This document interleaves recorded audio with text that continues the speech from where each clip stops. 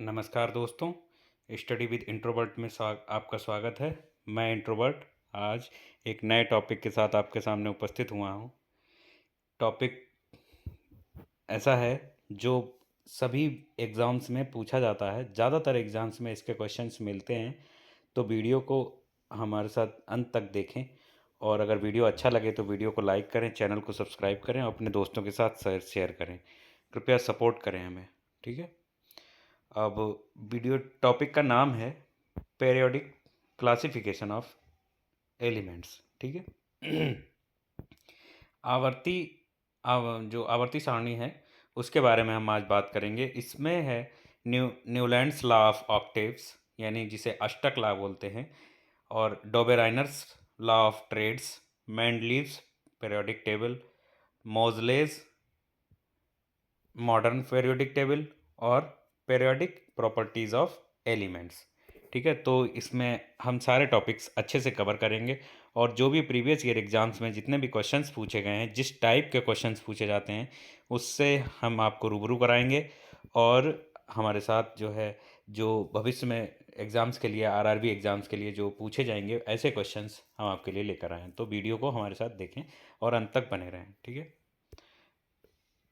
अब हम सबसे पहले पढ़ते हैं तत्वों का आवर्तीकरण, यानी पीरियोडिक क्लासिफिकेशन ऑफ एलिमेंट्स। इसे क्या होता है ये कि तत्वों को उनकी भौतिक और रासायनिक गुणों में समानता के आधार पर व्यवस्थित करने की प्रक्रिया, ठीक है। तत्वों को उनकी भौतिक और रासायनिक गुणों में समानता के आधार पर व्यवस्थित करने की प्रक्रिया को क्या कहते हैं? तत्वों का आवर्ती वर्गीकरण कहते हैं। इस वर्गीकरण का उद्देश्य तत्वों के गुणों को व्यवस्थित तरीके से समझना और उनके व्यवहार की भविष्यवाणी करना होता है, ठीक है। इसमें आगे है कि आवर्ती वर्गीकरण का जो आधार है वो किस उद्देश्य से इनका आधार, किस आधार पे इसका जो है वर्गीकृत किया गया है। तो तत्वों के आवर्ती वर्गीकरण का मुख्य आधार उनका परमाणु क्रमांक, यानी एटॉमिक नंबर और इलेक्ट्रॉनिक विन्यास है, ठीक है। तो परमाणु क्रमांक किसे कहते हैं कि परमाणु क्रमांक यह नाभिक में प्रोटॉनों की संख्या को दर्शाता है। तत्वों के गुण उनके परमाणु क्रमांक के आवर्ती फलन होते हैं, ठीक है। जो तत्वों के गुण जो होते हैं वो परमाणु क्रमांक के आवर्ती फलन होते हैं, ठीक है। इलेक्ट्रॉनिक विन्यास क्या होता है कि इलेक्ट्रॉनिक विन्यास जो है वो बाहरी कोश में इलेक्ट्रॉनों की संख्या के रासायनिक गुणों को निर्धारित करती है, ठीक है। इलेक्ट्रॉनिक विन्यास जो है वो किसी भी परमाणु के बाहरी कोश में उपस्थित इलेक्ट्रॉनों की संख्या के विन्यास के गुणों को निर्धारित करती है, ठीक है। अब आवर्ती वर्गीकरण का इतिहास क्या है कि सबसे पहले आवर्ती वर्गीकरण कैसे बनाया, फिर क्या हुआ, इसके बारे में हम बात करेंगे। तो सबसे पहले क्या था कि डावरेनर जो थे, उन्होंने डावरेनर लॉ ऑफ ट्रेड्स, जिसको ये बोलते हैं इंग्लिश में कि डावरेनर का त्रिक नियम, इन्होंने 1817 में दिया था, ठीक है। कि तत्वों को उनके परमाणु द्रव्यमान के आधार पर तीन तीन के समूहों में बांटा गया था, ठीक है। तीन तीन के समूहों में, जैसे लिथियम, सोडियम, है ना, पोटेशियम, ऐसा एक ग्रुप बनाया गया था, ठीक है।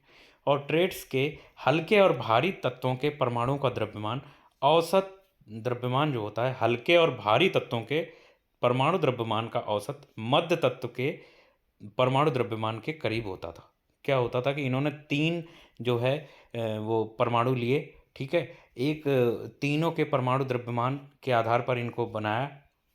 तो इसमें क्या है, सबसे पहला जो है वो सबसे हल्का होगा और जो सबसे तीसरा होगा वो होगा सबसे भारी होगा, और उनका जो औसत द्रव्यमान होगा वो जो बीच का मिडिल वाला जो परमाणु होगा उसके द्रव्यमान के लगभग बराबर होगा। ये कहते हैं डावरेनर, ठीक है। अब यहाँ न्यूलैंड का अष्टक नियम, इन्होंने 1864 में, देखो डायब्रेनर ने क्या करा था कि 1817 में आवर्ती का वो दिया था। अब आए न्यूलैंड का अष्टक नियम आया 1864 में। उन्होंने क्या करा कि तत्वों को परमाणु द्रव्यमान के बढ़ते क्रम में व्यवस्थित किया। परमाणु द्रव्यमान जैसे जो एटॉमिक मास जो है वो तत्वों का बढ़ा, उनको बढ़ते क्रम में उन्होंने व्यवस्थित करा। हर आठवें तत्व पहले तत्व के समान गुण प्रदर्शित करता है। इन्होंने बताया कि जो हर आठवां तत्व है वो पहले तत्व के समान जो है गुण प्रदर्शित करता है। ये बताया न्यूलैंड ने।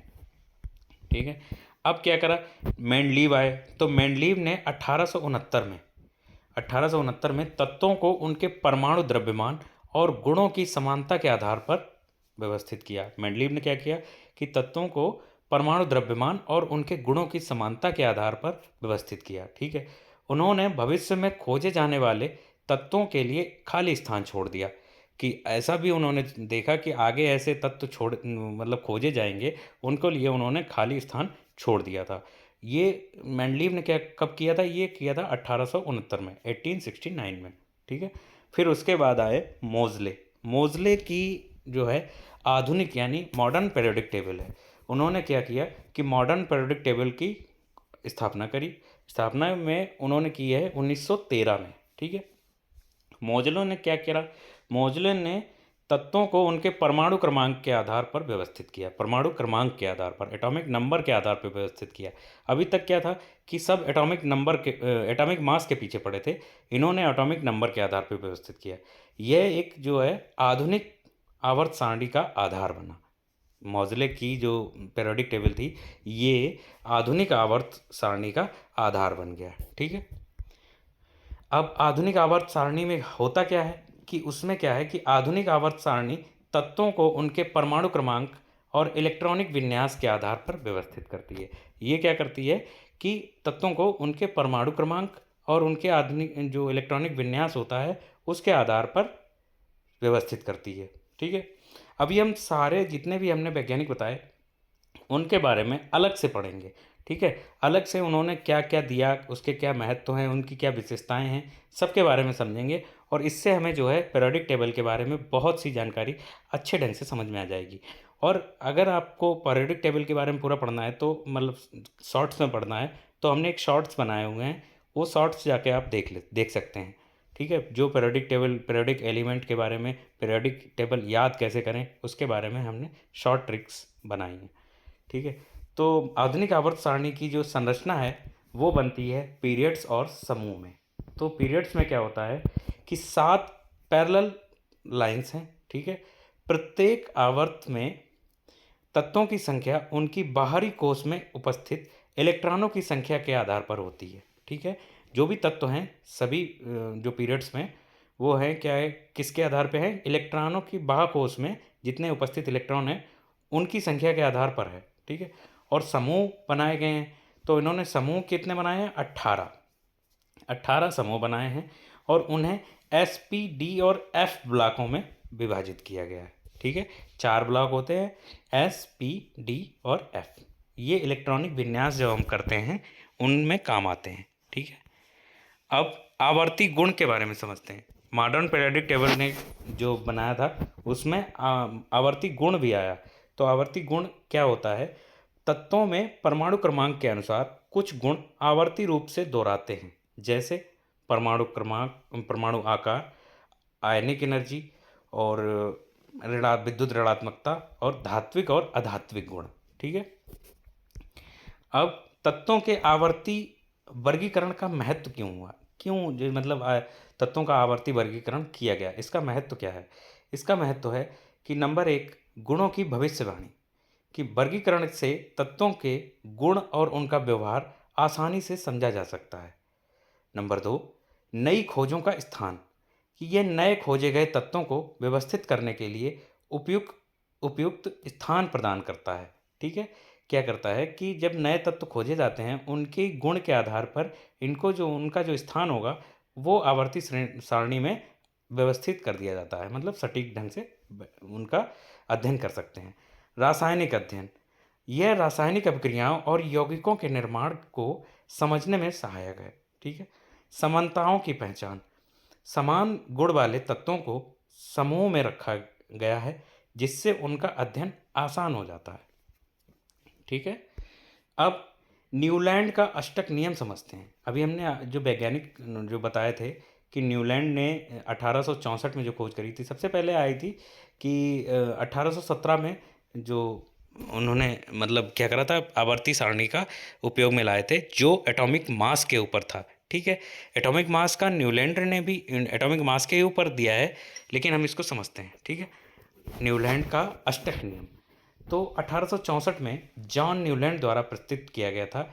यह तत्वों को व्यवस्थित करने का एक प्रारंभिक प्रयास था, जिसमें उन्होंने संगीत के 7 सुरों की तरह तत्वों में गुणों की आवर्ती का जो है सिद्धांत प्रस्तुत किया था। जैसे संगीत के 7 सुर होते हैं, वैसे ही उन्होंने तत्वों के गुणों की आवर्ती का सिद्धांत प्रस्तुत किया था। ठीक है, अष्टक नियम क्या कहता है कि यदि तत्वों को उनके बढ़ते हुए परमाणु द्रव्यमान के क्रम में व्यवस्थित किया जाए, इन्होंने परमाणु द्रव्यमान के क्रम में व्यवस्थित किया था, तो क्या व्यवस्थित किया जाए तो प्रत्येक 8वां तत्व पहले तत्व के समान भौतिक और रासायनिक गुण प्रदर्शित करता है। ठीक है, अष्टक नियम क्या कहलाता है, क्या कहता है कि यदि तत्वों को उनके बढ़ते हुए परमाणु द्रव्यमान के क्रम में व्यवस्थित किया जाए, तो प्रत्येक 8वां तत्व पहले तत्व के समान भौतिक और रासायनिक गुण प्रदर्शित करता है।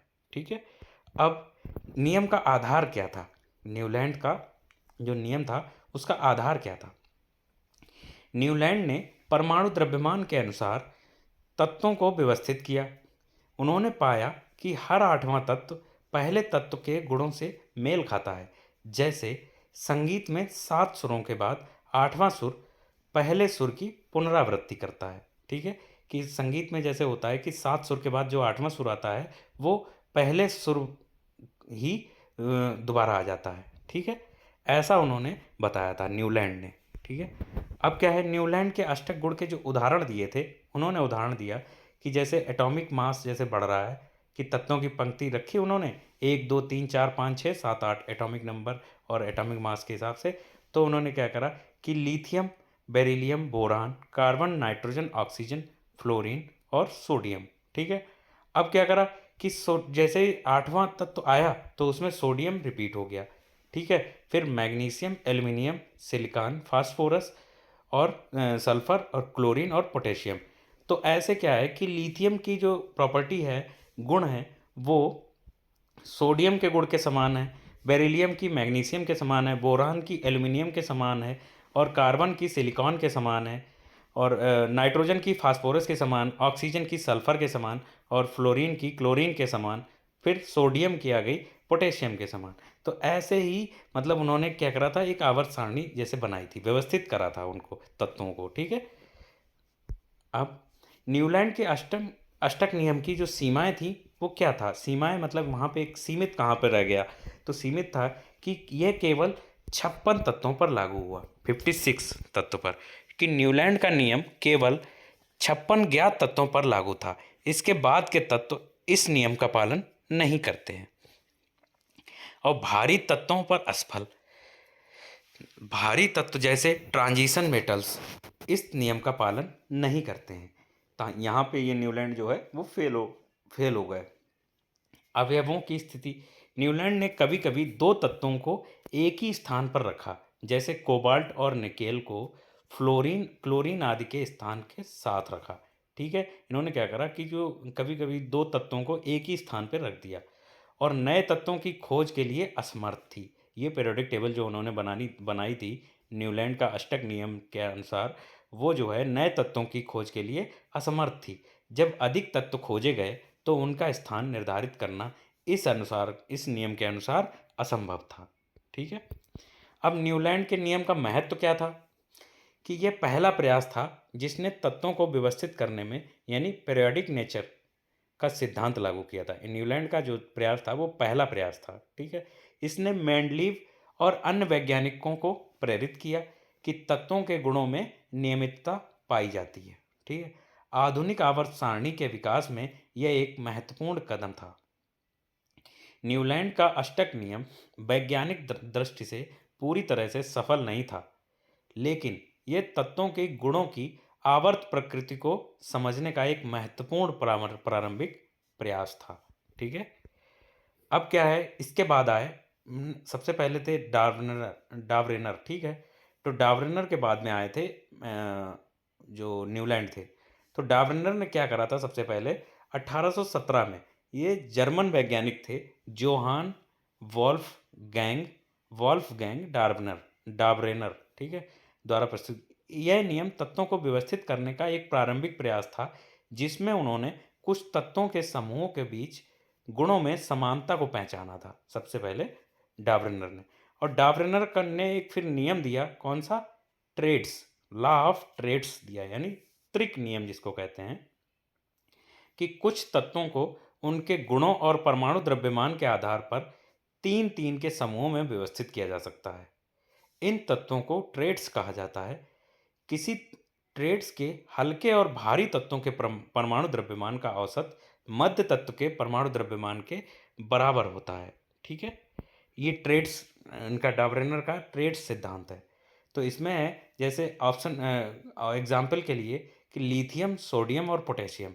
तो लिथियम का परमाणु द्रव्यमान 7 है, पोटेशियम का परमाणु द्रव्यमान 39 है, और दोनों का अगर औसत निकालते हैं तो 23 आता है, और सोडियम का परमाणु द्रव्यमान 23 है। ये औसत के लगभग बराबर है, यहाँ पे ये सही बैठता है। दूसरा उदाहरण समझते हैं कि कैल्शियम, स्ट्रोंशियम और बेरियम। तो कैल्शियम का परमाणु द्रव्यमान 40 है, बेरियम का परमाणु द्रव्यमान 137 है, और इनका औसत अगर निकालते हैं तो 88.5, और इस हिसाब से स्ट्रोंशियम का परमाणु द्रव्यमान जो है वो 88 के करीब है। ठीक है, अब एक और एग्जाम्पल लेते हैं कि क्लोरीन, ब्रोमीन और आयोडीन। तो क्लोरीन का परमाणु द्रव्यमान 35.5, आयोडीन का परमाणु द्रव्यमान 127, और इनका औसत निकालेंगे तो 81.25 है, और इसलिए ब्रोमीन का परमाणु द्रव्यमान लगभग 80 आता है। ठीक है, ये कहते हैं डार्विनर का त्रिक सिद्धांत, यानी लॉ ऑफ ट्रेड्स। ठीक है, अब डार्विनर क्या कि सीमित क्यों रह गए, इसका कारण समझते हैं कि नंबर 1 है कि सभी तत्वों के लिए लागू नहीं था। यह नियम केवल कुछ ही तत्वों के लिए लागू किया जा सकता था, जैसे क्षार, मतलब बेसिक वाली जो मेटल थे, और हैलोजन ग्रुप। ठीक है, इसके लिए ये लागू था, बाकी सबके लिए नहीं था। और दूसरा क्या था कि नए तत्वों के लिए असमर्थ था।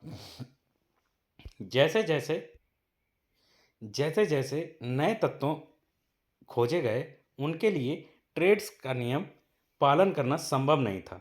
ठीक है, तो नए जब जब नए नए तत्व खोजे गए तो उसमें क्या था कि डार्विनर का जो ट्रेड्स, लॉ ऑफ ट्रेड्स था, वो फॉलो नहीं हो रहा था।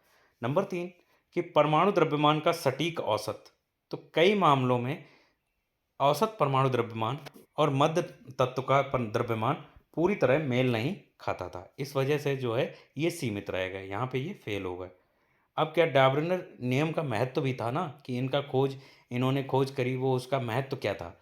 महत्व था कि ये तत्वों के गुणों और परमाणु द्रव्यमान के बीच संबंध का पहला प्रयास था।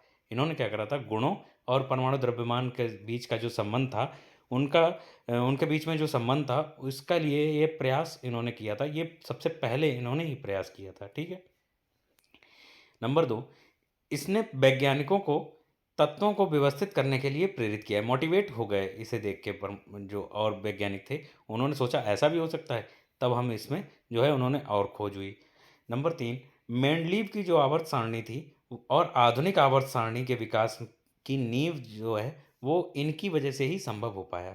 इन्होंने डार्विनर ने ही उसकी नींव रखी। ठीक है, अब मेंडलीव आए, तो मेंडलीव की आवर्त सारणी के बारे में समझते हैं कि मेंडलीव पीरियोडिक टेबल का निर्माण जो है वो दामित्री दिमित्री मेंडलीव ने 1869 में किया था, मतलब 1869 में किया था। उन्होंने तत्वों को उनके परमाणु द्रव्यमान के आधार पर व्यवस्थित किया और उनके गुणों में आने वाली समानताओं का उपयोग करके आवर्ती जो है एक पीरियोडिक नियम प्रस्तुत किया। ठीक है, मेंडलीव का आवर्त नियम कहता क्या है कि तत्वों के भौतिक और रासायनिक गुण उनके परमाणु द्रव्यमान के आवर्ती फलन होते हैं। ठीक है, उन्होंने क्या करा कि जो तत्व होते हैं उनके भौतिक और रासायनिक गुण, उनके गुण जो है परमाणु द्रव्यमान के आवर्ती फलन होते हैं। ठीक है, ये मेंडलीव ने कहा। फिर मेंडलीव ने क्या किया, मेंडलीव ने एक पीरियोडिक टेबल बनाई, उसमें क्या करा कि पीरियड्स बनाए और ग्रुप्स बनाए। ठीक है, तो पीरियड्स बनाए हैं सात सात पीरियड्स बनाए। इसमें प्रत्येक पीरियड में तत्वों की संख्या उनके गुणों में समानता के आधार पर रखी गई। हर पीरियड में एक सात पीरियड बनाए, उसमें क्या करा कि जो तत्व रखे गए उनमें उनके गुण के जो समान गुण होते थे, समान तत्वों को एक ग्रुप में रख दिया, एक पीरियड में रख दिया गया, ठीक है। और फिर उन्होंने ग्रुप भी बनाए, और ग्रुप बनाए उन्होंने 8, मतलब 1 से लेकर 8 ग्रुप बनाए। प्रत्येक ग्रुप को उप ग्रुप में बांटा गया, है ना, ए और बी में विभाजित किया गया। उदाहरण के लिए क्या किया कि नंबर 1 में, एक ग्रुप में क्षार मतलब बेसिक नेचर, क्षार धातु हैं और क्षारीय मृदा धातु हैं, ठीक है। बेसिक नेचर वाले जो एलिमेंट्स थे वो रखे गए, और बी वाले में दूसरे तत्व रखे गए, ठीक है। अब गुणों की समानता के आधार पर भी इन्होंने बांटा कि तत्वों को उनके भौतिक और रासायनिक गुणों जैसे संगठन और अभिक्रियाओं की समानता के आधार पर इन्होंने व्यवस्थित किया। फिर उन्होंने ये सीमित इसीलिए रह गए ना कि गुणों की समानता जो है वो क्या करा कि समानता किस बेस पे रखी उन्होंने कि जैसे संगठन मतलब आपस में जुड़ जाएं, या अभिक्रियाएं जैसे आपस में रिएक्शन करें, इस आधार पर उन्होंने मेंडलीव ने व्यवस्थित किया।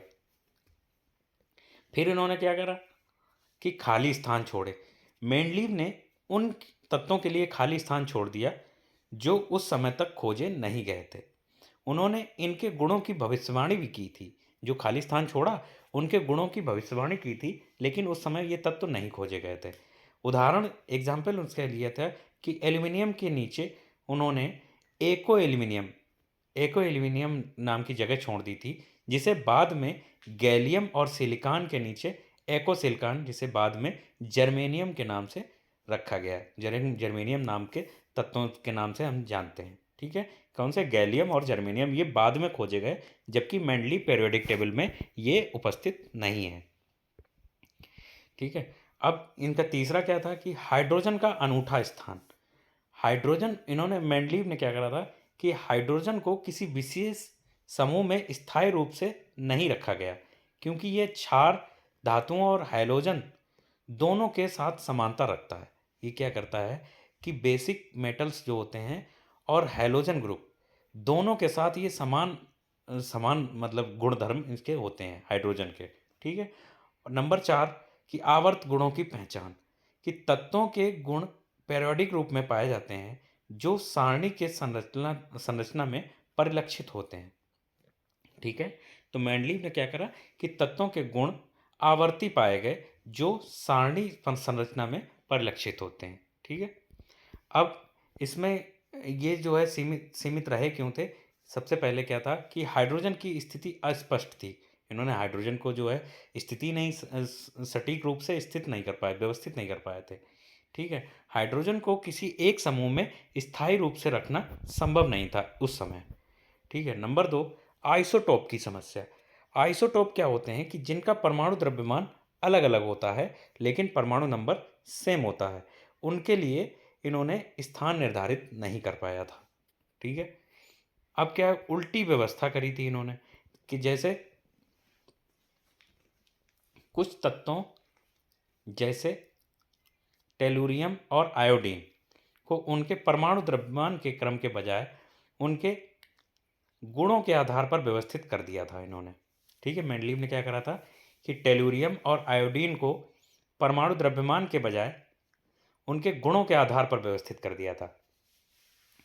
आयोडीन का द्रव्यमान टेलुरियम के द्रव्यमान से कम था, फिर भी इसे बाद में रखा, टेलुरियम के बाद में रखा था मेंडलीव ने जो पीरियोडिक टेबल बनाई थी वो एटॉमिक मास के ऊपर थी, एटॉमिक नंबर के ऊपर नहीं थी। जो मॉडर्न पीरियोडिक टेबल है वो बनी है एटॉमिक नंबर के ऊपर, और जो मेंडलीव ने बनाई थी वो बनाई थी एटॉमिक मास के ऊपर, ठीक है। अब ये और क्यों फेल हुए कि इन्होंने क्या करा था कि नई खोजों का समावेश, नोबल गैस की खोज के बाद इन्हें सारणी में शामिल करने के लिए एक अलग समूह शून्य जोड़ना पड़ा इनकी पीरियोडिक टेबल में। जब खोज हुई, मतलब नोबल गैसों की खोज हुई, तो उन्हें क्या है कि एक अलग समूह जोड़ना पड़ा, यानी जिसे कहते हैं शून्य ग्रुप या हैलोजन ग्रुप बोलते हैं, नोबल गैस वाला, ठीक है। नहीं, और नोबल गैस के बाद में उसको बोला गया शून्य ग्रुप, ठीक है। अब मेंडलीव सारणी का महत्व क्यों था कि उन्होंने तत्वों के व्यवस्थित अध्ययन का मार्ग प्रशस्त किया। ठीक है, उन्होंने तत्वों के व्यवस्थित अध्ययन का मार्ग प्रशस्त किया। नंबर 2, तत्वों के गुणों की भविष्यवाणी करने में उनकी सारणी सहायक बनी। उन्होंने गुण तो पहले से भविष्यवाणी कर दी थी, लेकिन उस समय तत्व नहीं खोजे गए थे। ठीक है। नंबर 3, आधुनिक आवर्त सारणी के विकास की नींव रखी थी उन्होंने। मेंडलीव ने क्या करा था कि आधुनिक आवर्त सारणी की नींव उन्हीं ने रखी थी। ठीक है। मेंडलीव का आवर्ती नियम जो है वो और उनकी सारणी आज भी रसायन विज्ञान के इतिहास में एक महत्वपूर्ण उपलब्धि के रूप में मानी जाती है। ठीक है। अब हम पढ़ते हैं किसके बारे में, मोज़ले। मोज़ले की आधुनिक आवर्त सारणी। ठीक, मॉडर्न पीरियोडिक टेबल कहते हैं जिसको। अभी जो हम लोग पढ़ते हैं वो पढ़ते हैं मॉडर्न पीरियोडिक टेबल। ठीक है। मॉडर्न पीरियोडिक टेबल को हेनरी मोज़ले ने 1913 मतलब 1913 में प्रस्तावित किया था। यह सारणी तत्वों को परमाणु क्रमांक यानी एटॉमिक नंबर के आधार पर व्यवस्थित करती है, जो कि आधुनिक रसायन विज्ञान की आधारशिला है। ठीक है। अब मोज़ले की आधुनिक जो आवर्त सारणी है वो क्या था कि मोज़ले की अवधारणा क्या थी कि हेनरी मोज़ले ने पाया कि तत्वों के भौतिक और रासायनिक गुण परमाणु क्रमांक, ठीक है, परमाणु क्रमांक क्या होते हैं कि नाभिक में परमाणु की प्रोटॉनों की संख्या पर निर्भर करते हैं। तो परमाणु क्रमांक क्या होता है कि जो नाभिक में प्रोटॉनों की संख्या है ना, तो हेनरी मोज़ले ने पाया था कि तत्वों के भौतिक और रासायनिक गुण परमाणु क्रमांक पर निर्भर करते हैं, ना कि परमाणु द्रव्यमान पर। ठीक है। इसके बाद उन्होंने आवर्त नियम को निम्न रूप से परिभाषित किया। क्या था नियम? मोज़ले का परिभाषित जो नियम था, उन्होंने कहा कि तत्वों के भौतिक और रासायनिक गुण उनके परमाणु क्रमांक के आवर्ती फलन होते हैं। क्या कहा कि जो तत्वों के भौतिक और रासायनिक गुण होते हैं वो उसके परमाणु द्रव्यमान परमाणु नंबर पर परमाणु क्रमांक पर निर्भर करते हैं। ठीक है। अब आधुनिक आवर्त सारणी की संरचना कैसे हुई? संरचना में है उन्होंने भी 7 पीरियड दिए। ठीक है, पीरियड्स जो थे आवर्त जिसको कहते हैं हिंदी में, उन्होंने 7 पीरियड्स दिए। इनको क्या कहते हैं कि प्रत्येक आवर्त में तत्वों की संख्या उनके संबंधित इलेक्ट्रॉन कोषों की संख्या पर आधारित है। ठीक है। उन्होंने क्या करा कि प्रत्येक आवर्त में तत्वों की संख्या उनके संबंधित इलेक्ट्रॉन कोषों की संख्या पर आधारित होती है। ठीक है। एग्जाम्पल समझते हैं कि पहला आवर्त 2 तत्व, पहली जो पीरियड है उसमें 2 तत्व हाइड्रोजन और हीलियम, इन्होंने हाइड्रोजन को भी व्यवस्थित कर दिया, जबकि मेंडलीव ने हाइड्रोजन को व्यवस्थित नहीं कर पाए थे। ठीक है। दूसरा क्या था, दूसरा और तीसरा आवर्त जो है इसमें 8 तत्व हैं। चौथा और पांचवा आवर्त जो है उसमें है 18 तत्व। छठा जो पीरियड है उसमें है 32 तत्व और सातवां पीरियड है उसमें 32 तत्व हैं, जो कि अधूरा है अभी। ठीक है, उसमें भी अभी कुछ तत्वों की खोज बाकी है। अब इन्होंने जो समूह बनाए यानी ग्रुप्स बनाए, ग्रुप्स में कितने थे? 18 ग्रुप बनाए। ठीक है। और 18 ग्रुप में ग्रुप को उन्होंने एसपीडीएफ के हिसाब से, ब्लॉक के हिसाब से रखे, कि जिसमें है कि 1 से 2 जो हैं, जो एक ग्रुप और दूसरा ग्रुप है उसमें एस ब्लॉक में है, और 3 से 12 ग्रुप, 3 से लेकर 12 ग्रुप वो डी डी ब्लॉक में है, यानी जो संक्रमण तत्व है। ठीक है। और जो 13 से 18 ग्रुप है वो है पी ब्लॉक में, और लैंथेनाइड और एक्टिनाइड श्रृंखला जिसको एफ ब्लॉक में रखा गया। ठीक है। एसपीडीएफ के ऊपर इन्होंने ग्रुप्स बनाए थे, और जो 18 ग्रुप हैं। ठीक है।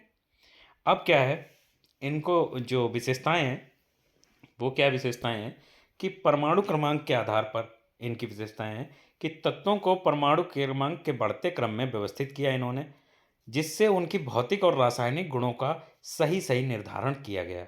ठीक है। क्या मोज़ले ने क्या करा कि तत्वों को परमाणु क्रमांक के बढ़ते क्रम में व्यवस्थित किया, जिससे उनकी भौतिक और रासायनिक गुणों का सही सही निर्धारण होता है। और ब्लॉकों में वर्गीकरण कि तत्वों को उनके अंतिम इलेक्ट्रॉन के उपकोष जैसे एसपीडीएफ जो ब्लॉक हैं के आधार पर 4 मुख्य ब्लॉकों में विभाजित किया गया। नंबर 3, आवर्ती गुण कि तत्वों को गुण जैसे कि परमाणु आकार, आयोनाइजेशन एनर्जी और विद्युत ऋणात्मकता जो है आवर्त सारणी में उनकी स्थिति के आधार पर नियमित रूप से बदलते रहते हैं। ठीक है। नंबर 4, गैसों का अलग स्थान।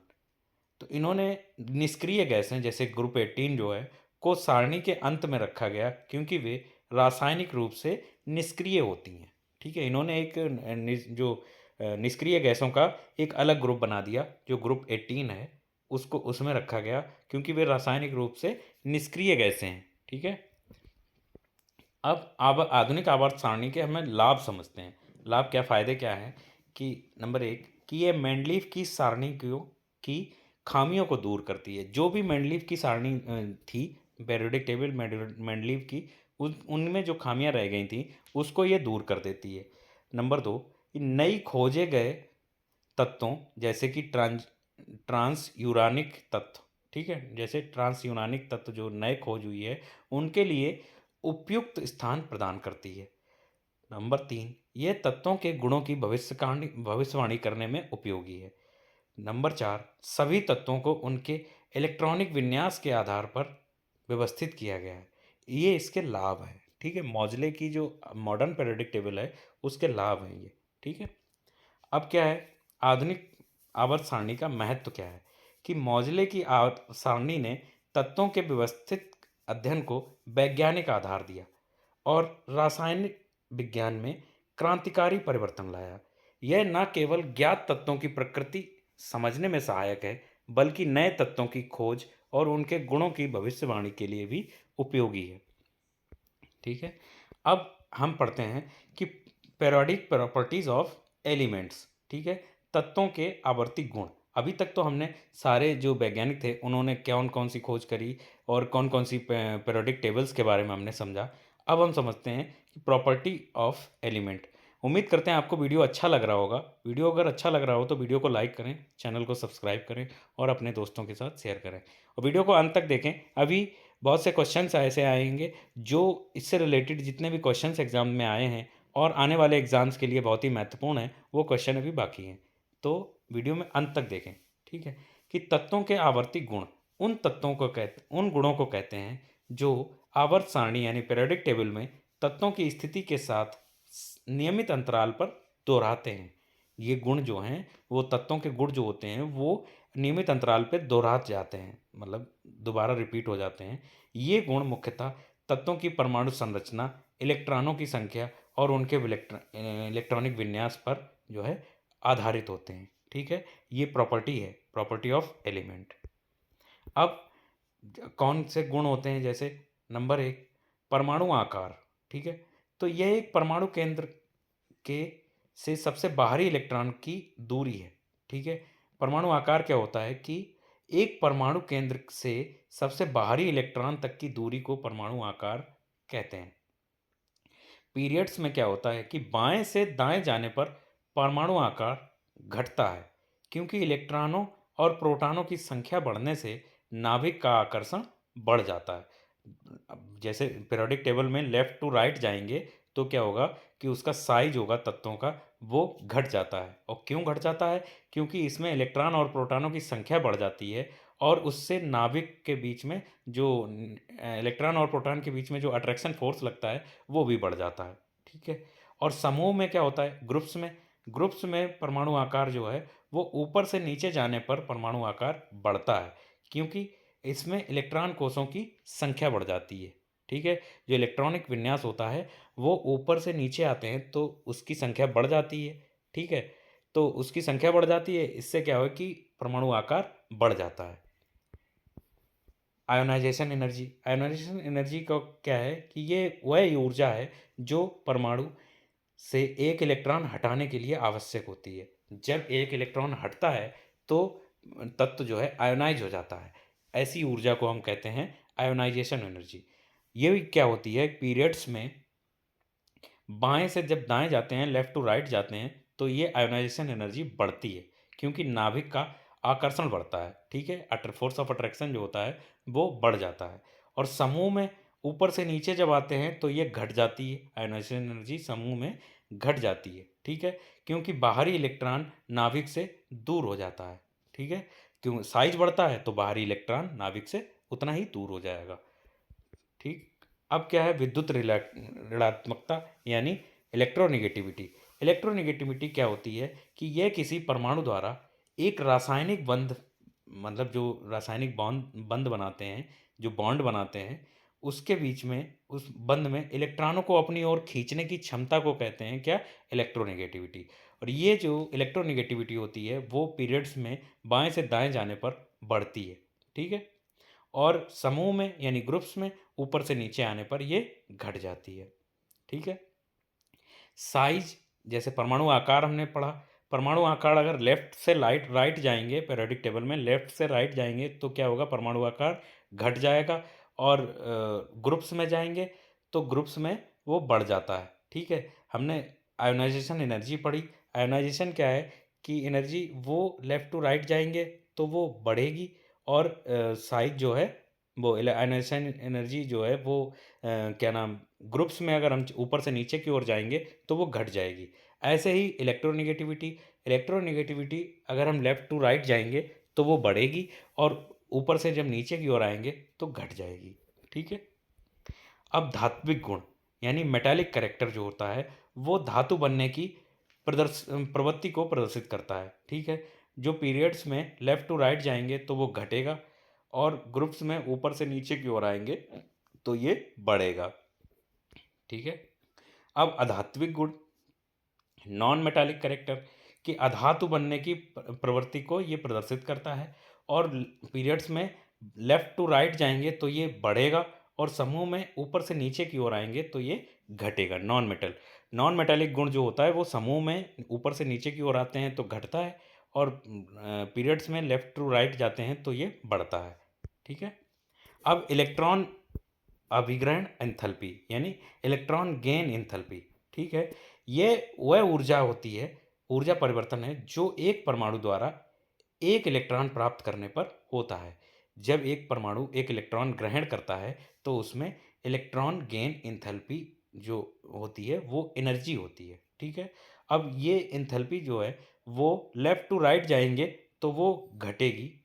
ठीक है, और ऊपर से ग्रुप में आएंगे तो ऊपर से नीचे के आएंगे तब भी ये घटेगी। ठीक है, अब क्या है ऑक्सीडाइजेशन, ऑक्सीडेशन स्टेट जो है, ऑक्सीडेशन स्टेट क्या है, अब ऑक्सीडेशन स्टेट के बारे में समझते हैं। ऑक्सीडेशन स्टेट क्या होती है कि आवर्ती में जो पीरियड्स में लेफ्ट टू राइट जाएंगे तो अधिकतम ऑक्सीकरण बढ़ता है। ठीक है, ऑक्सीडेशन जो स्टेट होती है वो लेफ्ट टू राइट जाने पे बढ़ती है, और समूह में जब ग्रुप्स में आते हैं तो ऊपर से नीचे आते हैं तो ये ऑक्सीडेशन स्टेट लगभग समान रहती है। ठीक है, अब क्या है कि आवर्त सारणी में आवर्ती गुणों का महत्व, आवर्ती गुणों का महत्व। ठीक है, इनका महत्व क्या है कि आवर्त सारणी में तत्वों को उनके आवर्ती गुणों के आधार पर व्यवस्थित किया गया है। ठीक है, यह तत्वों के भौतिक और रासायनिक गुणों की भविष्यवाणी में मदद करता है, और विभिन्न तत्वों के बीच समानता और विभिन्न भिन्नता को समझने में सहायक होती है। ठीक है, आवर्त सारणी सारणी में जो आवर्ती गुण हैं उनका महत्व निम्नलिखित है। इसमें क्या है कि आवर्त सारणी में तत्वों को उनके आवर्ती गुणों के आधार पर व्यवस्थित किया गया है, और यह तत्वों के भौतिक और रासायनिक गुणों की भविष्यवाणी करने में मदद करता है। विभिन्न तत्वों के बीच समानता और भिन्नता को समझने में ये सहायक है। ठीक है, अब क्या है हम प्रीवियस ईयर के जो क्वेश्चंस हैं उनके बारे में समझते हैं। जो क्वेश्चंस आए हुए हैं और भविष्य में जो आने की संभावना रखते हैं वो क्वेश्चंस हम लेकर आए हैं। ये बहुत ही इंपॉर्टेंट क्वेश्चंस हैं। ठीक है, तो वीडियो को हमारे साथ अंत तक देखें, और वीडियो अगर अच्छा लग रहा हो तो वीडियो को लाइक करें, चैनल को सब्सक्राइब करें, अपने दोस्तों के साथ शेयर करें। ठीक है, क्वेश्चन है कि न्यूलैंड के अष्टक नियम में जो भी क्वेश्चंस आए हैं, जो भी क्वेश्चंस हैं, ये इसके बारे में हम पहले आपको बता भी चुके हैं। ठीक है, इसके बारे में हम सारा पहले न्यूलैंड का है, मेंडलीव का है, डावरेनर का है। ठीक है, इन सब की विशेषताएं हम आपको बता चुके हैं, उन्हीं से रिलेटेड सारे क्वेश्चंस आपको मिलेंगे। ठीक है, तो न्यूलैंड के अष्टक में तत्वों के बीच आवर्तिता केवल जो है कब तक देखी गई, तो उन कब तक देखी गई, option A calcium, option B chromium, option C carbon, option D cobalt. ठीक है, तो 1866 में अंग्रेज वैज्ञानिक डॉक्टर न्यूलैंड्स जॉन न्यूलैंड्स ने तत्कालीन ज्ञात तत्वों को बढ़ते हुए परमाणु भार के क्रम में व्यवस्थित किया। उन्होंने पाया कि प्रत्येक आठवें तत्व में पहले के समान गुण होते हैं। उन्होंने इसे अष्टक का नियम कहा गया। ठीक है। न्यूलैंड के अष्टक नियम में तत्वों के बीच आवर्तिता केवल कैल्शियम तत्व तक देखी गई। ठीक है। तो उदाहरण के लिए अष्टक नियम के अनुसार लिथियम और सोडियम के गुण समान पाए गए। ठीक है। नोबेल गैसों की खोज के बाद अष्टक का नियम फेल हो गया था। ठीक है। तो ऑप्शन ए इज करेक्ट, यानी कैल्शियम। नेक्स्ट क्वेश्चन, उत्कृष्ट गैसों जैसे जिसे नोबेल गैस कहते हैं को न्यूलैंड के अष्टक के सिद्धांत में क्यों शामिल नहीं किया गया था? ऑप्शन ए, ये तत्व उस समय ज्ञात नहीं थे। ऑप्शन बी, ये तत्व अक्रिय होते हैं। ऑप्शन सी, ये तत्व अष्टक सिद्धांत यानी लॉ ऑफ ऑक्टेव्स का पालन नहीं करते हैं। ऑप्शन डी, ये तत्व अष्टक नियम का रूल पालन नहीं करते। तो उत्कृष्ट गैस यानी नोबेल गैस को न्यूलैंड्स के अष्टक सिद्धांत में शामिल नहीं किया गया क्योंकि ये तत्व उस समय ज्ञात नहीं थे। 1866 में अंग्रेज वैज्ञानिक जॉन न्यूलैंड्स ने ज्ञात तत्वों को परमाणु द्रव्यमान के आरोही क्रम में व्यवस्थित किया था। उन्होंने सबसे कम परमाणु द्रव्यमान वाले तत्व हाइड्रोजन से आरंभ किया था तथा 56वें तत्व थोरियम पर इसे समाप्त कर दिया था। उस समय जो न्यूलैंड के ने जो पीरियोडिक टेबल बनाई थी उसमें हाइड्रोजन से लेकर थोरियम तक के तत्व थे और 56 ही तत्व उसमें शामिल थे। उन्होंने पाया कि किसी एक तत्व से शुरू होने पर अगले आठवें तत्व के गुणधर्म पहले तत्व के समान होते हैं। ठीक है। तो ऑप्शन ए इज करेक्ट, ये तत्व उस समय ज्ञात नहीं थे। ठीक है। क्वेश्चन पढ़ते हैं कि तत्वों को उनके परमाणु द्रव्यमान के बढ़ते क्रम में रखकर बनाई गई न्यूलैंड के तत्वों की व्यवस्था में अंतिम तत्व कौन सा था? अंतिम तत्व अभी हमने आपको बताया कि अंतिम तत्व था थोरियम। ठीक है। उसका परमाणु द्रव्यमान 56। ठीक है। 56वां तत्व था जो थोरियम था। ठीक है। उस समय सिर्फ 56 तत्व ही खोजे गए थे। नेक्स्ट क्वेश्चन, न्यूलैंड के आवर्ती वर्गीकरण में 10वां तत्व निम्नलिखित में से किसके जैसा दिखता था? 10वां तत्व। ठीक है। अब न्यूलैंड ने क्या करा था, ऑक्टेव नियम लिया था। तो पहला तत्व जो है वो आठवें तत्व के समान रखा जाएगा। मतलब उसमें 7 तत्व लगातार रखे गए और जो म्यूजिक वाले 7 जो सुर थे उसके हिसाब से उन्होंने आवर्त सारणी का निर्माण किया था। तो इसमें पूछ रहा है कि 10वां तत्व निम्नलिखित में से किसके जैसा था? ऑप्शन ए तीसरा, ऑप्शन बी नौवां, ऑप्शन सी चौथा, ऑप्शन डी प्रथम। तो अंग्रेज रसायन जॉन अलेक्जेंडर न्यूलैंड ने 1864 में अष्टक नियम को विकसित किया। उन्होंने तत्वों को उनके बढ़ते हुए परमाणु भार के क्रम में व्यवस्थित किया तथा पाया कि किसी तत्व से प्रारंभ करने पर आठवें तत्व का गुण प्रथम तत्व के समान था। यह संबंध उसी प्रकार था जैसे आठवें संगीतिक स्वर 8 म्यूजिकल नोट का संबंध प्रथम संगीतिक स्वर के साथ होता है। अर्थात आवर्ती सारणी में 10वां तत्व तीसरे तत्व के समान गुण दर्शाएगा। Option A is correct. Next question, Newland की आवर्त तालिका में तत्वों को हैलोजन के साथ रखा गया था। ऑप्शन ए मैग्नीज और आर्सेनिक, ऑप्शन बी फेरस और एस ई, और ऑप्शन सी सी और L A, option D C O और एन आई। ठीक है। तो न्यूलैंड को ने अष्टक नियम का प्रतिपादन किया। इस नियम हेतु उन्होंने एक सारणी तैयार की जिसमें कोबाल्ट 27 और निकेल 28 को हैलोजन तत्वों की श्रेणी में स्थान दिया। न्यूलैंड के अष्टक नियम के अनुसार प्रत्येक तत्व अपने आठवें तत्व के समान समानता प्रदर्शित करता है। Right option is D. Next question, Newlands Mendeleev और मेयर नामक वैज्ञानिकों ने किसका विकास किया था? तो ऑप्शन ए धातु विज्ञान, ऑप्शन बी आवर्त सारणी विषय वस्तु, ऑप्शन सी परमाणु संरचना, ऑप्शन डी तत्वों की खोज। न्यूलैंड मेंडलीव और मेयर नामक वैज्ञानिकों ने आवर्त सारणी विषय वस्तु यानी पेरियोडिक टेबल कंटेंट्स का विकास किया था। 19वीं शताब्दी में तत्वों के वर्गीकरण के कई प्रयास किए गए जिसमें प्राउस्ट की परिकल्पना, डॉबरेनर का त्रिक सिद्धांत, ड्यूमा की सम्मूलक श्रेणी और न्यूलैंड्स का अष्टक नियम आदि प्रमुख हैं, जिसमें तत्वों के वर्गीकरण के लिए इन प्रारंभिक प्रयासों से तत्वों के परमाणु भार को वर्गीकरण का आधार बनाया गया। ठीक है, तो क्या है कि इन्होंने क्या करा था कि आवर्त सारणी विषय वस्तु का विकास किया था। ठीक है, नेक्स्ट क्वेश्चन, डाबराइनर के त्रिक की उपलब्धि क्या थी? ऑप्शन ए, अणुओं की परमाणुकता का अध्ययन करने का पहला प्रयास। ऑप्शन बी, तत्वों के गुणधर्मों के को परमाणु द्रव्यमानों के साथ जोड़ने का पहला प्रयास। ऑप्शन सी, तत्वों के रंगों का अध्ययन करने का पहला प्रयास। ऑप्शन डी, परमाणु के आकार का अध्ययन करने का पहला प्रयास। तो डाबराइनर ने के जो लॉ ऑफ ट्रेड्स था, उनके नियम के तहत तत्वों के गुणधर्मों को परमाणु द्रव्यमानों के साथ जोड़ने का प्रयास पहला प्रयास था। डाबराइनर ने कुछ तत्वों को तीन तीन के समूह में रखा था।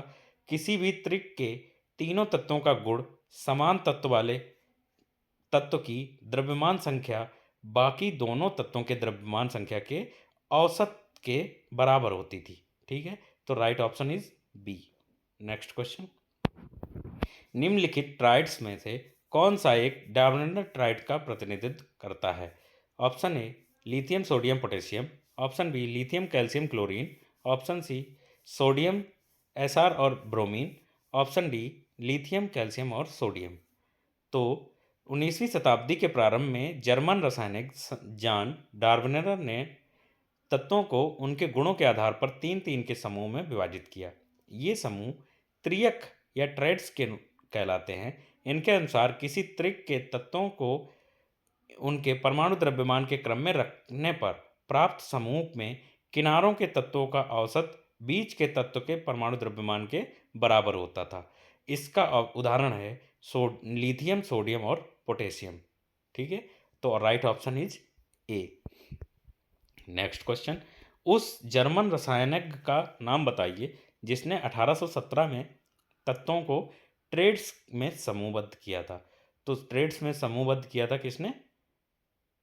डाबरनर ने, जोहान वॉल्फगैंग डाबरनर। ठीक है, और ये एग्जाम्पल है इसका लिथियम, सोडियम और पोटेशियम। नेक्स्ट क्वेश्चन, मैंडलीफ की आवर्त सारणी के अनुसार हैलोजन की तरह हाइड्रोजन भी एक किसी के रूप में मौजूद होता है। तो ऑप्शन ए, त्रिपरमाणु अणु।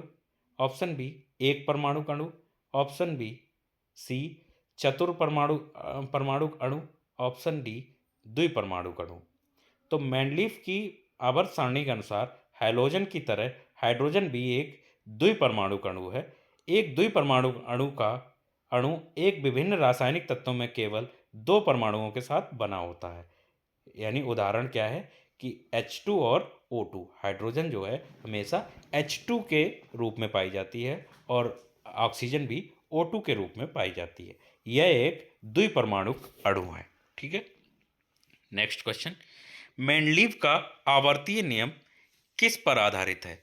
ऑप्शन ए, न्यूट्रॉनों की संख्या। ऑप्शन बी, परमाणु क्रमांक। ऑप्शन सी, परमाणु द्रव्यमान। ऑप्शन डी, परमाणु त्रिज्या। तो मेंडलीव का आवर्ती नियम परमाणु के द्रव्यमान यानी परमाणु भार पर आधारित है। नेक्स्ट क्वेश्चन, मेंडलीव के आवर्त नियम के अनुसार तत्वों को आवर्त सारणी में किसके आधार पर व्यवस्थित किया गया था? ऑप्शन ए, बढ़ते परमाणु क्रमांक। ऑप्शन बी, घटते परमाणु क्रमांक। ऑप्शन डी, घटते परमाणु द्रव्यमान। ऑप्शन डी, बढ़ते परमाणु द्रव्यमान। तो मेंडलीव के आवर्त नियम के अनुसार तत्वों को आवर्त सारणी में बढ़ते हुए परमाणु द्रव्यमान के आधार पर व्यवस्थित किया गया था। राइट ऑप्शन इज डी, यानी बढ़ते परमाणु द्रव्यमान के आधार पर व्यवस्थित किया गया था। ठीक है, नेक्स्ट क्वेश्चन, रासायनिक गुणों के मध्य मेंडलीव ने इन तत्वों के साथ मिलकर बने यौगिकों पर ध्यान केंद्रित किया। कौन से तत्व थे? ऑप्शन ए, कार्बन और हाइड्रोजन। ऑप्शन बी, कार्बन और sodium. Option D C, hydrogen और सोडियम। ऑप्शन डी, हाइड्रोजन व ऑक्सीजन। तो हाइड्रोजन व ऑक्सीजन अभिक्रियाशील तत्व हैं और लगभग सभी तत्वों के साथ यौगिक बनाते हैं। इसलिए मेंडलीव ने रासायनिक गुणों में मुख्यतः हाइड्रोजन व ऑक्सीजन से बने यौगिकों का अध्ययन किया था। ठीक है, राइट ऑप्शन इज हाइड्रोजन व ऑक्सीजन। ऑक्सीजन से बने यौगिकों का अध्ययन किया था किसने? मेंडलीव ने। ठीक है, नेक्स्ट क्वेश्चन।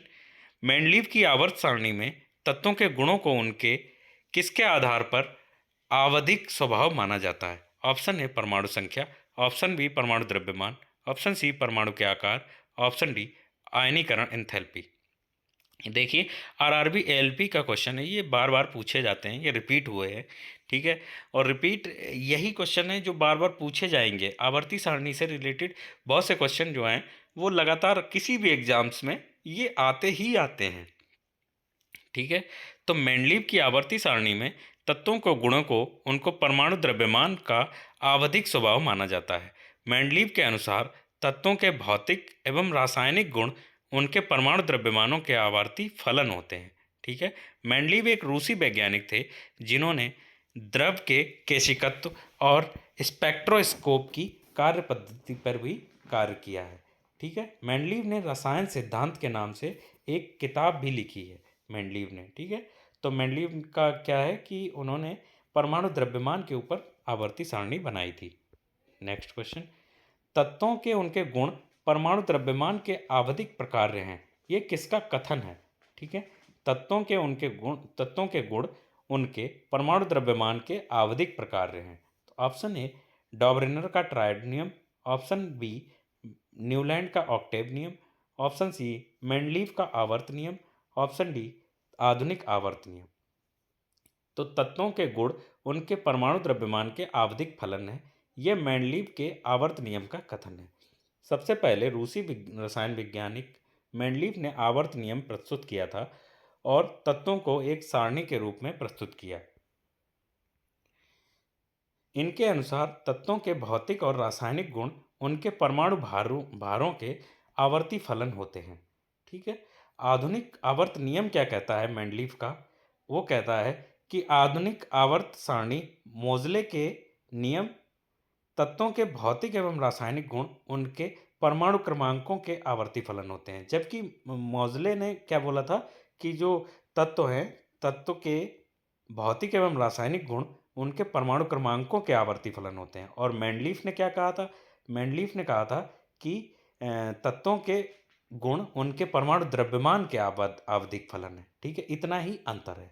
मेंडलीव ने बोला था कि परमाणु द्रव्यमान के ऊपर उनका आधारित है और मोजले ने बोला था उनके परमाणु क्रमांक पर आधारित है। ठीक है, नेक्स्ट क्वेश्चन। आवर्त सारणी का आविष्कार किस वैज्ञानिक द्वारा किया गया था?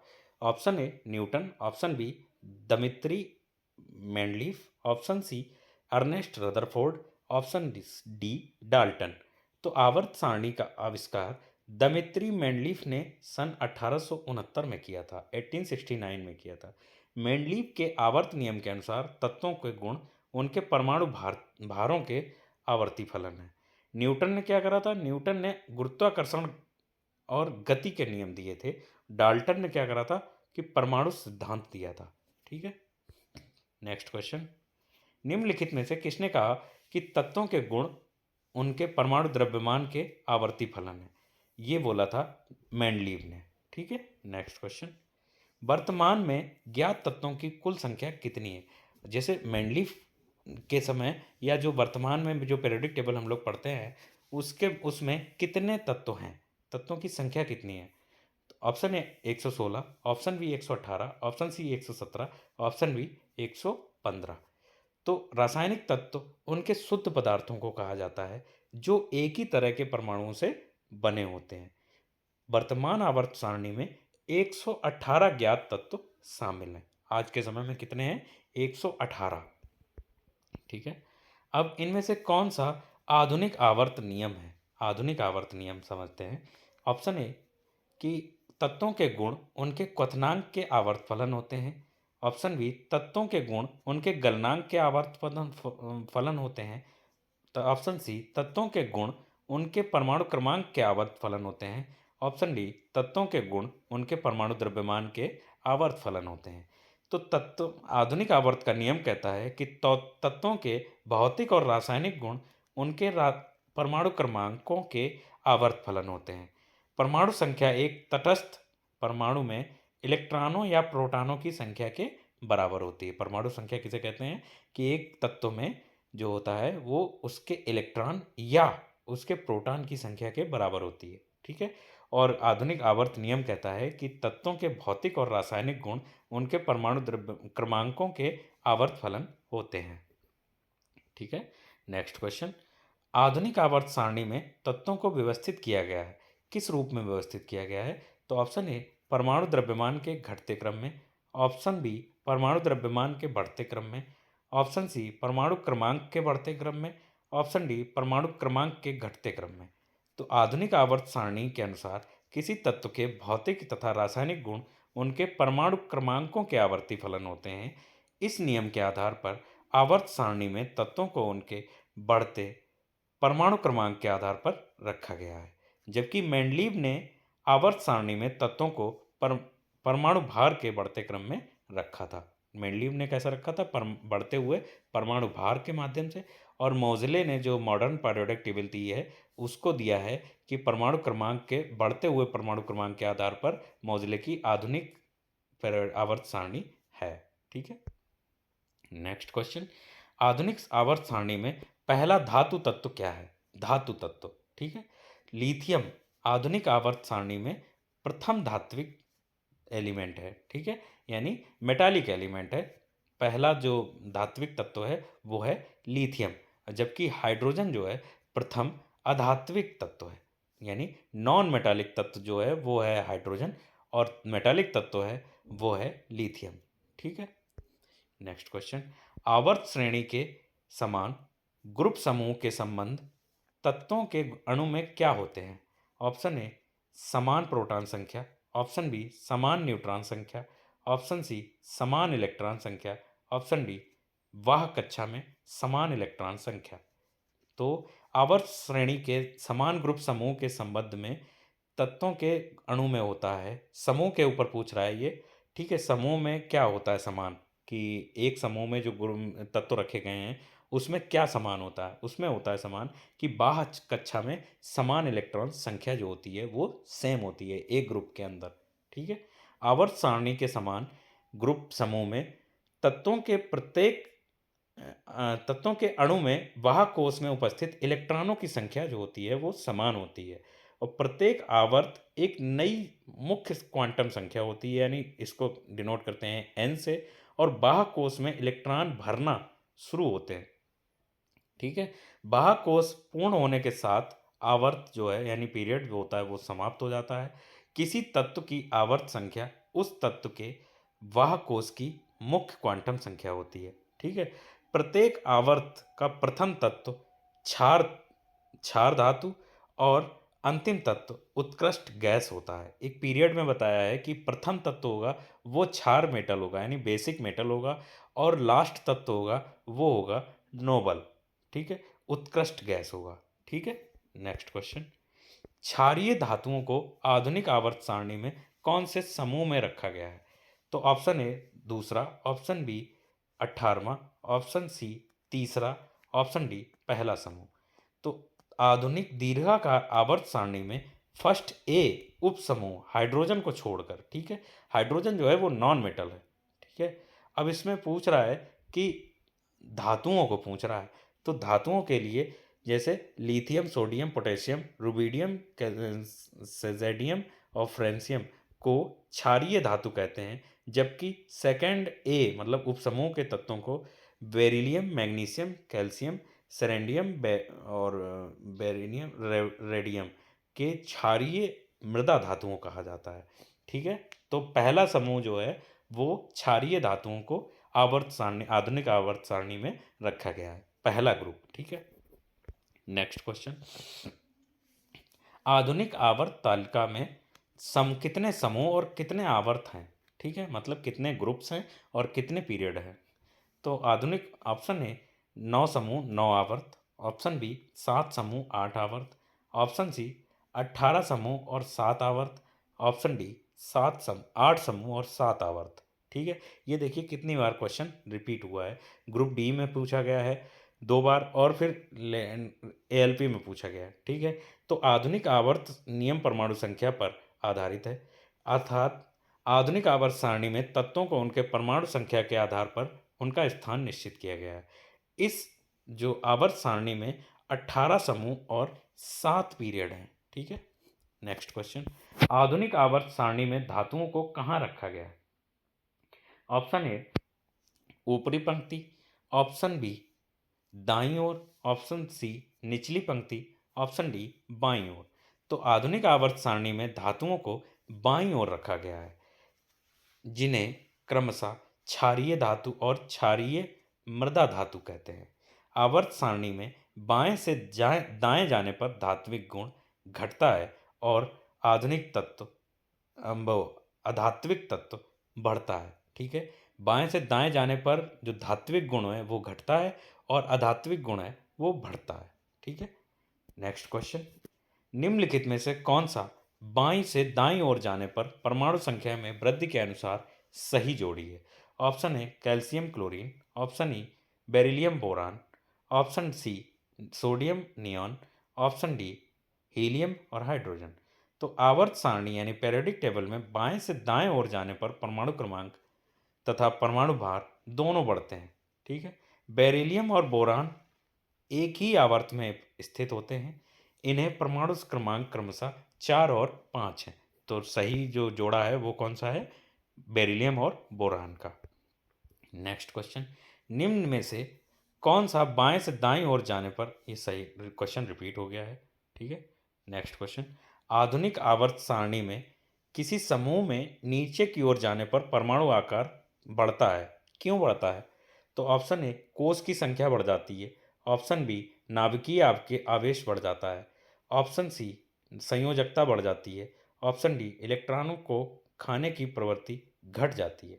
ठीक है, खोने की प्रवृत्ति है, ये गलत लिखा है, खाने नहीं खोने की प्रवृत्ति घट जाती है। तो आधुनिक आवर्त सारणी में किसी समूह में नीचे की ओर जाने पर परमाणु आकार बढ़ जाता है क्योंकि कोष की संख्या बढ़ जाती है। आधुनिक आवर्त सारणी में 18 समूह और 7 आवर्त हैं। इसमें प्रत्येक तालिका के जो परपेंडिकुलर पंक्ति को समूह तथा पैरेलल पंक्ति को पीरियड कहा जाता है। ठीक है, तो क्या होता है कि कोष की संख्या बढ़ जाती है। ठीक है, नेक्स्ट क्वेश्चन, तत्वों जैसे फ्लोरीन और क्लोरीन, ब्रोमीन और आयोडीन और एटी को सामान्यतः किस नाम से जाना जाता है? ये एक ग्रुप है। ठीक है, फ्लोरीन ग्रुप को किस नाम से जानते हैं?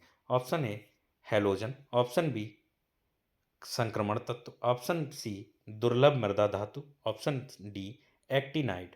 तो आवर्त सारणी के वर्ग 17 में स्थित 5 तत्व जैसे फ्लोरीन, क्लोरीन, ब्रोमीन, आयोडीन और एस्टेटीन को सामान्यतः हैलोजन ग्रुप के नाम से जाना जाता है।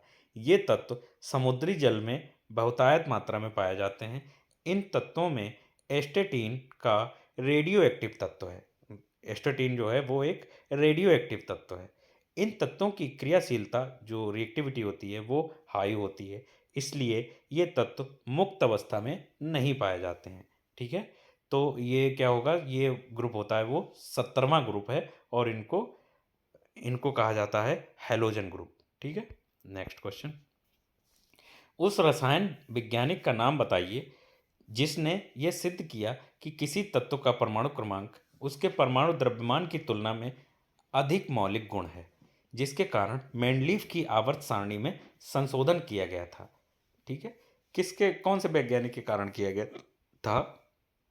Option A Dmitri Ivanovich Mendeleev, option B Henry Moseley, option C John Newlands, option D Johann Dobereiner. ठीक है, तो हेनरी मोजले एक ब्रिटिश रसायन वैज्ञानिक थे जिन्होंने यह सिद्ध किया था कि किसी तत्व का परमाणु क्रमांक उसके परमाणु भार यानी परमाणु द्रव्यमान की तुलना में अधिक मौलिक गुण है, जिसके कारण मेंडलीफ की आवर्त सारणी में संशोधन किया गया था। ठीक है, मेंडलीफ की आवर्त सारणी में संशोधन हुआ था मोजले की मॉडर्न पीरियोडिक टेबल की वजह से। ठीक है, नेक्स्ट क्वेश्चन, आवर्त सारणी के न्यूनतम प्रतिक्रियाशील तत्व कौन से हैं? जो आवर्त सारणी में है वो न्यूनतम प्रतिक्रियाशील तत्व कौन कौन से हैं? ऑप्शन ए संक्रमण धातु, ऑप्शन बी क्षारीय भूधातु, ऑप्शन सी उत्कृष्ट गैस, ऑप्शन डी क्षारीय धातु। ठीक है, तो ये कह रहे हैं कि आवर्त सारणी का न्यूनतम प्रतिक्रियाशील तत्व उत्कृष्ट गैस है, ठीक है, यानी नोबल गैस जिसे कहते हैं। तो शून्य वर्ग के तत्व रासायनिक दृष्टि से निष्क्रिय होते हैं। इस ग्रुप के जो तत्व होते हैं वो निष्क्रिय होते हैं। इस कारण इन तत्वों को अक्रिय गैस या उत्कृष्ट गैस कहते हैं, जैसे नियान, आर्गन, क्रिप्टान, जिनान और रेडॉन, ठीक है। इन गैसों की प्राप्ति दुर्लभ होने के कारण इनको दुर्लभ गैस भी कहा जाता है, ठीक है। नेक्स्ट क्वेश्चन, आवर्त सारणी पर मौजूद पहला तत्व कौन सा है? Option A oxygen, option B hydrogen, option C nitrogen, option D carbon dioxide. देखिए इतना महत्वपूर्ण क्वेश्चन है, ये रिपीट हुआ है और आगे भी ये रिपीट होगा, ठीक है। आवर्त सारणी में मौजूद पहला तत्व हाइड्रोजन है, जिसे हम H से लिखते हैं।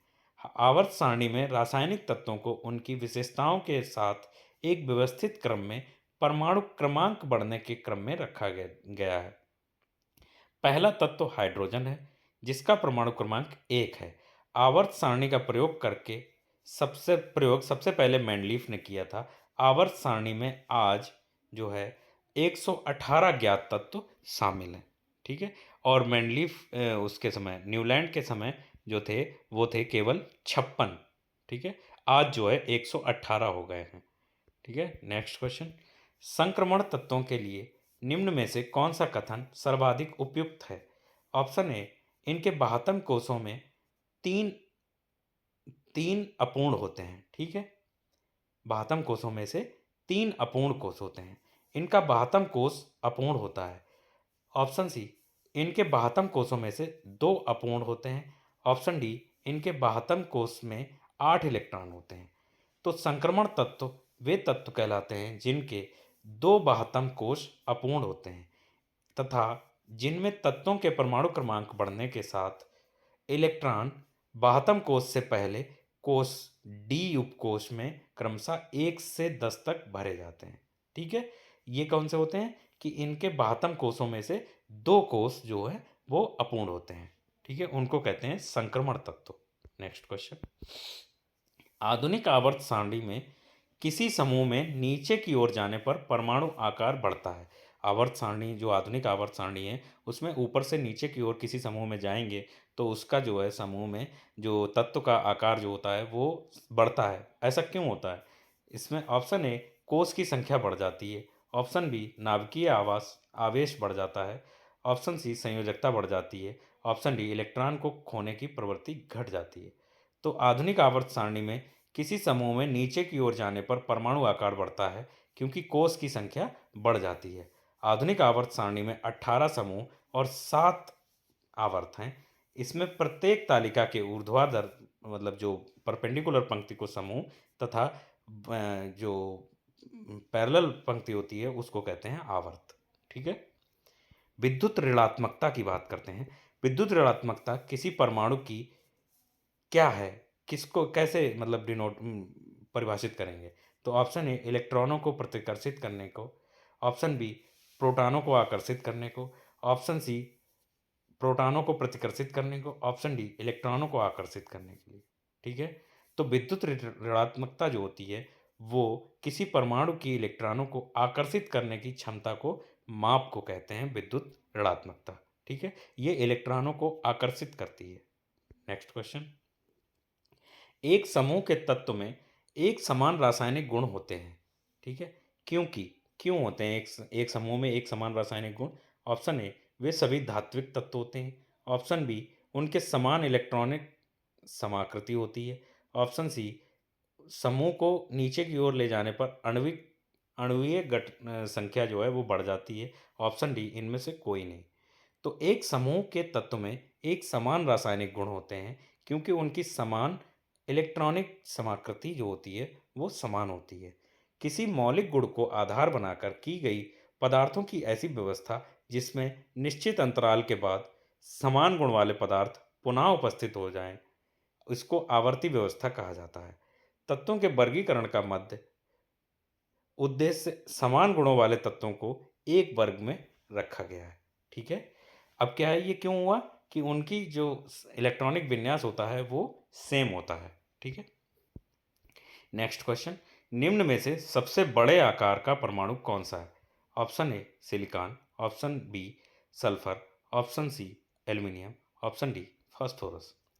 तो आवर्ती सारणी में बाएं से दाएं जाने पर परमाणु त्रिज्या घटती है, क्योंकि संयोजक इलेक्ट्रॉन जो होते हैं, वैलेंसी इलेक्ट्रॉन्स की संख्या बढ़ जाती है और इलेक्ट्रॉन और नाभिक के बीच में जो फोर्स ऑफ अट्रैक्शन होता है वो बढ़ जाता है। इससे परमाणु के कोषों का इलेक्ट्रॉन आकार जो होता है वो घट जाता है। ठीक है, तो इसमें जो ऑप्शन दिए गए हैं उनमें से सबसे बड़ा आकार है वो है एल्युमिनियम का। ठीक है, ऐसे हम समझते हैं कि लिथियम जिसका परमाणु त्रिज्या है 152, बेरिलियम जिसकी परमाणु त्रिज्या है 111, बोरान जिसकी परमाणु त्रिज्या 88 और कार्बन जिसकी परमाणु त्रिज्या है 77, नाइट्रोजन की 74 है, ऑक्सीजन की 66 और फ्लोरीन की 64। ठीक है, अब उसी के लिथियम वाले ग्रुप में आते हैं तो उसमें कहते हैं कि sodium 186, magnesium 160, aluminium 143, sulphur 117, phosphorus 110, silicon जो है 117, फास्फोरस 110, सल्फर 104, 99, 100 वो 99 में क्लोरीन की जो है वो है 99। ठीक है, तो इन चार ऑप्शंस में एल्युमिनियम का सबसे बड़ा आकार है। ठीक है, नेक्स्ट क्वेश्चन। अधात्विक गुण बढ़ता है, मेटालिक जो नॉन मेटालिक करेक्टर है वो कब बढ़ता है? तो ऑप्शन ए मैग्नीशियम से बेरियम तक, ऑप्शन बी पोटेशियम से सीजियम तक, ऑप्शन सी ऑक्सीजन से सेलेनियम तक, ऑप्शन डी सोडियम से क्लोरीन तक। तो परमाणु आकार में वृद्धि के कारण परमाणु बंधता मतलब इलेक्ट्रॉन बंधता में कमी के फलस्वरूप वर्ग में किसी ग्रुप में नीचे जाने पर अधात्विक गुण घट जाता है। आवर्त के अनुदासिक अधात्विक गुण परमाणु आकार के कमी से इलेक्ट्रॉन बंधुता में वृद्धि के कारण अधात्विक गुण बढ़ जाता है, अतः सोडियम से क्लोरीन तक अधात्विक गुण जो है वो बढ़ जाता है। ठीक है, कब बढ़ता है? सोडियम से क्लोरीन तक के बीच में। नेक्स्ट क्वेश्चन, परमाणु की त्रिज्या का प्रयोग किसे नापने के लिए किया जाता है? ऑप्शन ए परमाणु संख्या, ऑप्शन बी परमाणुविक द्रव्यमान, ऑप्शन सी परमाणुविक आकार, ऑप्शन डी परमाणुविकता। ठीक है, तो परमाणु की त्रिज्या का प्रयोग किसी रासायनिक तत्व के परमाणु का आकार नापने के लिए किया जाता है। यह केंद्रक यानी परमाणु के केंद्रक से वाहक कक्षा में उपस्थित इलेक्ट्रॉनों के बीच की दूरी का मीड है, मतलब मीन है। ठीक है, इसके जो क्या कहते हैं कि नाभिक से लेकर बाह्य कोश में जो इलेक्ट्रॉन है उसके बीच की डिस्टेंस को कहते हैं परमाणु त्रिज्या, और ये जो होती है वो परमाणुविक आकार को नापने के लिए इस्तेमाल की जाती है। परमाणुविक जो त्रिज्या है वो 3 प्रकार की होती है, वांडर वाल्स रेडियस, ठीक है, आयनिक रेडियस और सहसंयोजक रेडियस, यानी वंडरवाल त्रिज्या, आयनिक त्रिज्या और कोवेलेंट रेडियस। ठीक है, नेक्स्ट क्वेश्चन, परमाणु की त्रिज्या का प्रयोग किसे नापने के लिए किया जाता है? यह क्वेश्चन जो है रिपीट हो गया है, सॉरी। नेक्स्ट क्वेश्चन, निम्नलिखित में से किस परमाणु का व्यास सबसे बड़ा है? ठीक है, परमाणु त्रिज्या के आधार पर इसको बताना है। तो option A iodine, option B fluorine, option C chlorine, option D bromine. तो फ्लोरीन, क्लोरीन, ब्रोमीन और आयोडीन तथा एस्टेटीन को आवर्त सारणी के 17 वर्ग में रखा गया है। इन्हें सम्मिलित रूप से हैलोजन ग्रुप कहते हैं। इसे दिए गए विकल्पों में आयोडीन का परमाणु व्यास सबसे बड़ा है, क्योंकि आवर्त सारणी में ऊपर से नीचे की ओर जाने पर तत्व का परमाणु व्यास वो बढ़ जाता है। ठीक है, अब हम नेक्स्ट क्वेश्चन की ओर बढ़ते हैं। नेक्स्ट क्वेश्चन है कि निम्नलिखित के धात्विक गुणधर्मों का सही क्रम क्या है? इनका जो है वो सही क्रम इनमें से देखना है। ठीक है, कि किसी option A sodium, potassium, lithium, ऐसे करके ये 4 ऑप्शन दिए गए हैं, इनमें से सही क्रम कौन सा है? तो किसी तत्व के परमाणु द्वारा इलेक्ट्रॉन त्याग कर धनायन बनाने की प्रवृत्ति को धात्विक गुणधर्म कहते हैं। ठीक है, इलेक्ट्रॉन जो धात्विक गुणधर्म में होता है क्या, इलेक्ट्रॉन त्याग करते हैं। ठीक है, इलेक्ट्रॉन को लूज करते हैं। ठीक है, तो वर्ग फर्स्ट ए के तत्व सबसे अधिक विद्युत धनी होते हैं, क्योंकि ये सरलता से इलेक्ट्रॉन त्याग कर धनायन बनाते हैं। अतः तत्वों के धात्विक गुणधर्मों का जो सही क्रम है वो सबसे पहले है सोडियम, फिर उससे बड़ा वो सबसे पहले लिथियम, फिर उससे बड़ा सोडियम, फिर उससे बड़ा पोटेशियम, फिर उससे बड़ा रुबिडियम, उससे बड़ा स्कैंडियम। ठीक है। नेक्स्ट क्वेश्चन, आवर्त सारणी में किसी समूह में नीचे जाने पर कौन सा गुण नहीं बदलता है? ऑप्शन ए परमाणु का आकार, ऑप्शन बी संयोजकता, ऑप्शन सी धात्विक गुण, ऑप्शन डी कोषों की संख्या। तो आवर्त सारणी में किसी समूह में ऊपर से नीचे जाने पर संयोजकता का गुण नहीं बदलता है, जबकि परमाणु आकार, धात्विक गुण तथा कोषों की संख्या में वृद्धि हो जाती है। मेंडलीफ के अनुसार तत्वों के भौतिक एवं रासायनिक गुण उनके परमाणु के भार के आवर्ती फलन होते हैं, जबकि आधुनिक आवर्त नियम के अनुसार तत्वों के रासायनिक एवं भौतिक गुणधर्म उनके परमाणु क्रमांक के आवर्ती फलन होते हैं। मॉडर्न पीरियोडिक टेबल कहती है कि वो परमाणु क्रमांक के ऊपर आधारित है, और मेंडलीफ ने कहा था कि वो परमाणु के भार के ऊपर आधारित है। ठीक है। और किसी भी समूह में, किसी ग्रुप में ऊपर से नीचे की ओर जाते हैं तो वैलेंसी में कोई भी जो संयोजकता होती है उसमें कोई भी चेंजमेंट नहीं होता है। नेक्स्ट क्वेश्चन, इनमें से किस तत्व का घनत्व अधिकतम है? ठीक है। Option A platinum, option B osmium, option C पारा, ऑप्शन डी लेड। ठीक है। तो इसमें हम देखते हैं कि प्लेटिनम का घनत्व है 21.45, ऑस्मियम का घनत्व है 22.59, पारे का घनत्व है 13.60 और लेड का घनत्व है 11.34। अतः ऑस्मियम तत्व का घनत्व जो है वो सबसे अधिक है। Thanks for watching. वीडियो में आज के लिए बस इतना ही। ठीक है। मिलते हैं एक नए टॉपिक के साथ नए वीडियो में। ठीक है। और आज के लिए बस धन्यवाद। और इसमें जो है, इससे रिलेटेड जितने भी हमने आज पढ़ाया है वो सारा आरआरबी एग्ज़ाम्स के लिए बहुत ही महत्वपूर्ण है। तो कृपया वीडियो को लाइक करें, चैनल को सब्सक्राइब करें और अपने दोस्तों के साथ शेयर करें। ठीक है। और हमें सपोर्ट करें। Thank you.